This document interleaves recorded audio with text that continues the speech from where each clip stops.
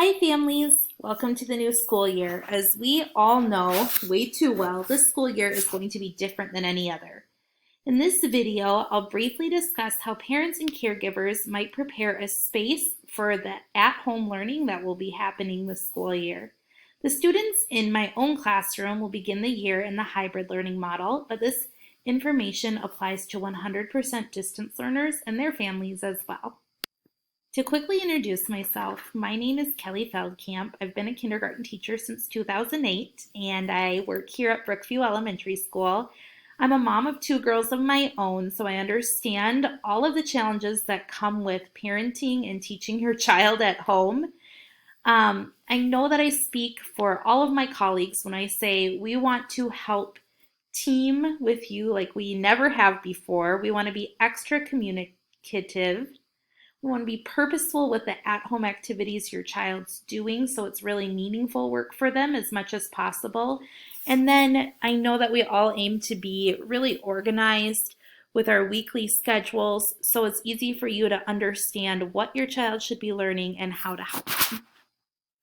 So let's get set for a great year. In this video, we'll just focus on setting up the physical space in your home for learning. Getting this ready prior to the first day of at-home learning will hopefully help the whole family start the school year on the right foot. So what is most important when considering a place for your child to learn at home? Well, it's really very important that the space have as close to no distractions as possible. So that would mean access to TV and video games should be absolutely zero, if possible, limiting access to toys and so on. I realize that the learning space will probably be in sight of some of these items, but please ensure they're put away and turned off during learning times. Establishing that expectation from day one will just help all the at-home learning run smoothly from the get-go. A learning space for kids should also support their growing independence at the elementary level. So the kindergarten teacher in me wants you to consider if they're able to access their tablet or device independently. Do they know how to turn it on and get to the apps they need? How about their supplies? Are they within reach of the child without assistance of an adult? Do they know how to use and open the supplies independently? That's something that we teach a lot at school in the lower grades, and we're going to rely on parents to help us a little bit this year. And then depending on your child and your family, it really can go a long way if you're able to let the child help you in setting up their space. That's just going to increase their excitement about having to do their learning at home, and then it's going to give them ownership over their space. In addition to a working space, you may also consider what a comfortable reading spot might be for your child this year at home. And then finally, I just want to stress that there's no need to break the bank here in creating a home learning setup. Use what's available to you, what's within your budget. There's really no need to get fancy and extravagant to have an effective learning space at home. On this slide, you can just read some of the supply suggestions that you may want to consider having on hand this year at home and readily available to your child in their learning space. This will vary a little bit depending on if your child is a hybrid learner or a 100% distance learner. And then the work or supplies sent home from school is just going to vary completely from grade level to grade level, teacher to teacher. I want to stress that having a little whiteboard or a chalkboard for younger learners to write on is just completely optional. It just provides them a different way to practice writing or show work.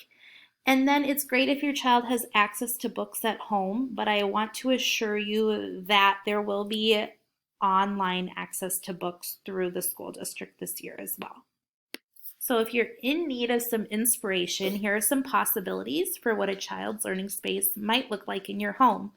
You may just be using your dining room table or your kitchen island, making sure it's cleared off and it has the learning tools right there ready to go. Either of those two options are fantastic. Here are some other options for learning as well. The plastic lap desks are great for kids who like to work on the floor, and they're a really inexpensive option. An easel might not be a a place where your child would work at all the time, but standing up to write and writing on a vertical surface is great for building hand strength and coordination and developing those fine motor skills for younger kids as well. Lastly, I wanted to include these pictures from an occupational therapist because they're great reminders about considering the size of a child's body and their needs when setting up a spot for them to learn. Here you can see that just a few adjustments to an adult-sized chair and table go a long way. With a step stool and an extra cushion, this child's able to sit up straight and attend to their learning. Putting the computer at eye level is another consideration you may need to make. And then there are a few different positions that kids can sit or lay in that are actually great for them as far as building up body strength. Laying prone on the floor in front of a computer or notebook is one example of this. And then this tall kneeling position is another way to engage core strength, and it just provides especially younger children with another way to get comfortable to learn that's not just sitting on their bottom for a long period of time. Lastly, if you have a real energetic kid who maybe needs to move or bounce more than maybe an average child, you might want to consider an exercise ball or even a therapy ball. That's something you could look up online if you're really interested, but that just gives them another way of learning, provides some movement for them if they're seated in front of the screen for a longer period of time. Thanks for tuning in. The suggestions in this video are just that, friendly ideas and suggestions intended to help you. None of it is a requirement per se. Contact your child's teacher if questions arise. We look forward to partnering with families to make this unique school year a successful and happy one for your child. Thank you.